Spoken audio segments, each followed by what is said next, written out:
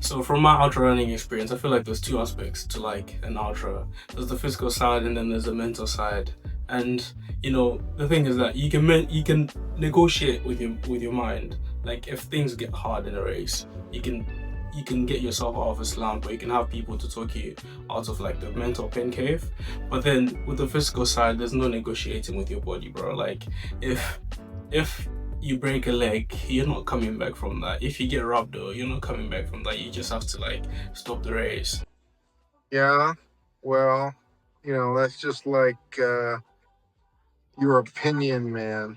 And so like, and I mean, there's physical slumps that you can recover from, but then the average person that runs an ultra marathon, that's not an elite athlete or professional athlete, doesn't have the capability to recover very quickly. And like, so most people that go in a physical slump during ultra marathons just don't recover from it.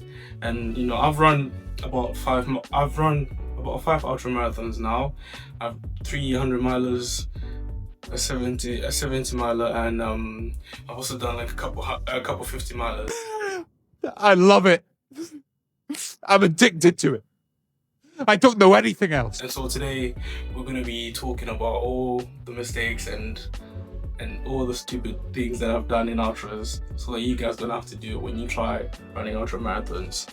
So yeah, the first thing might be very basic, but it's shoes. Like trail running and like road running are very different things. I mean, there's a lot of shoes on the market. There's shoes that you can use for both types of running. But then I feel like when you're going into an ultra race that involves a lot of trail, you need to get proper trail shoes, because you will have an experience if you don't do that. Because I remember I ran an ultra marathon in New Balance, the Rebel Cell, I think.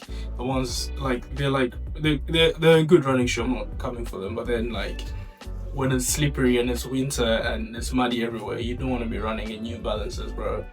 Also, the feet matters. Like if your shoe is like very tight and you're going to be running for 100 miles, you will also learn very quickly that that's not a great idea, because the blisters you get are unholy, bro. Like this is a picture of my feet in my first ultra, when I wore like a shoe that was very tight, and like it was not a great experience. So yeah, when you're buying shoes for an ultra running, just for an ultra race, just make sure that there's like enough space, because the thing is that like in ultra races, your feet tend to swell up like after like 50 miles. So you should have space in your shoes to cover that, so that you don't get as much friction and end up getting a lot of blisters.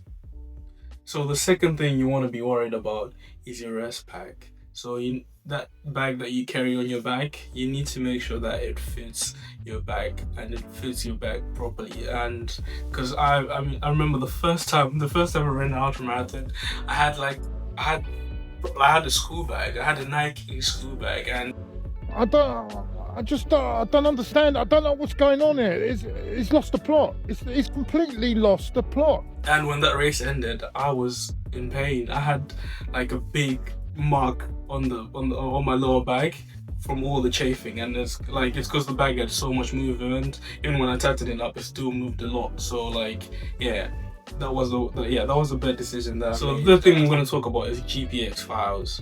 If you don't know what a GPX file is, basically like it's a map of the race that you would be doing, that you can download and put it on your watch. I think most watches that like ultra runners use have them. I don't know about the Apple Watch, but then like your Garmin's, your Coros, your whatever watch that you have, they have. I'm not wearing my watch right now. See, got your ass. So yeah, this is my watch. It's a Garmin Instinct 2S. It's like it's not the best, but then it does the job. I've done 3 ultras with it, so, and it's done me good. But yeah, basically you need to have a GPX file, because if you don't have a GPX file and you're going to a new place that you've never been to, you're most likely gonna get lost, bro. Because I remember the first time I went to I've gotten lost a couple times. I think I ended like 6 miles on my first 100 miles just from getting lost. Like it's a small thing, but then it's very good. Like if you don't know, like if you're from Norfolk and you're always like you're from Cambridge and you go to a race in Scotland and you've never been to Scotland, bro, like you're most likely gonna get lost unless you're very good with the maps, which, bro, I'm not that guy, you know. But yeah, GPXs will save you so much time. So the last thing we're gonna talk about is anti-chafe, bro. There's a lot of friction that goes on in your body when you run an ultra marathon, and you only find out when it starts hurting you. You know, your feet will chafe, your nipples will chafe, your shoulders and the rest back will chafe, your crown jewels will chafe, especially if it's in winter. Honestly, it will save you so much trouble. You can either learn now or learn the hard way, but all I'm saying is that like you need to have anti-chafe. And this I personally use anti-chafe from this brand called Trailscreen, and I feel like it's an amazing product. It's never let me down. This was after the Arc, which was a race that I ran in peak winter, and there was a flood throughout the whole night. But then after the race, my feet were perfectly fine, and that's because like I use anti-chafe. So I would advise people to use anti-chafe, because trust me,